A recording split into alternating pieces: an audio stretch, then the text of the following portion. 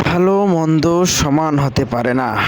মন্দ প্রতিহত করো উৎকৃষ্ট দ্বারা, ফলে তোমার সাথে যা শত্রুতার রয়েছে সে অন্তরঙ্গ বন্ধুর মতো হয়ে যাবে।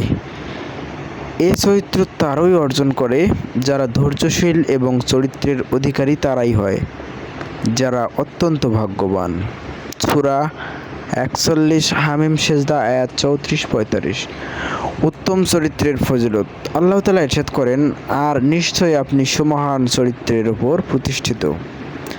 আবু দারদা রাদিয়াল্লাহু তাআলা আনহু রাসূল করিম সাল্লাল্লাহু আলাইহি সাল্লাম থেকে বর্ণনা করেন, তিনি বলেন, পাপ পুণ্যের দাড়িপাল্লায় উত্তম চরিত্র অপেক্ষা কোনো কিছুই ভারী নয়।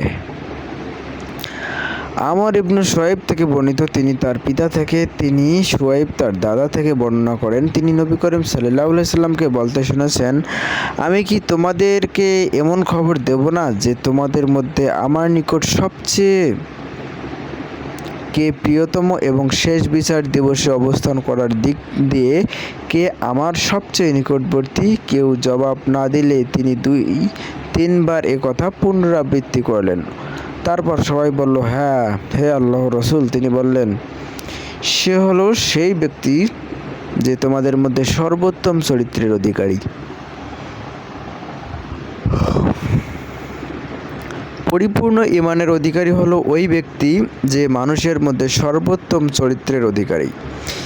ঈমানদার ব্যক্তি তার উত্তম চরিত্রের মাধ্যমে রোজাদার ও আল্লাহর ইবাদতে রাত্রি যাপনকারী মর্যাদার সমতুল্য।